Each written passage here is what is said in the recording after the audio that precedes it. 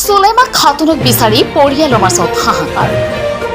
লাহৰীঘাটৰ নিজ ঘৰৰ পৰা ওলাই আহি নিৰুতে ৬০ বছৰীয়া বৃদ্ধ মহিলা। ঈদৰ আগদিনা নিজ ঘৰৰ পৰা ওলাই আহিছিল চুলেমা খাতুন। তাৰ পিছৰে পৰা নিৰুতে হৈ আছে বৃদ্ধ মহিলা চুলেমা খাতুন। ৩ দিন ধৰি কোনো সন্ধান নোপোৱাত চিন্তিত হৈ পৰিছে পৰিয়ালৰ লোক। অৱশেষত চিন্তিত হৈ চুলেমা খাতুনৰ পৰিয়ালৰ লোকে লাহৰীঘাট থানাত নিৰুদ্দেশৰ খবৰ দিয়ে। লগতে একমাত্ৰ ভৰসা হিচাপে কাষ চাপে সংবাদ মাধ্যমৰ। আপুনি যদি ফটো দেখা এই মহিলাগৰাকীৰ সন্ধান পায় তেন্তে 9101-421-902 নম্বৰত যোগাযোগ কৰিবলৈ আহ্বান জনায় পৰিয়ালৰ লোকে। ঈদৰ আগদিনা ৬ তাৰিখ ৰাতিপুৱা লাহোৰৰ পৰা ওলাইছিলে, কেতিয়াবা ওলাইছে আমি গম পোৱা নাই। এতিয়া আপোনাৰ নিখোজ হৈ আছে, এতিয়ালৈকে আমি সন্ধান পোৱা নাই।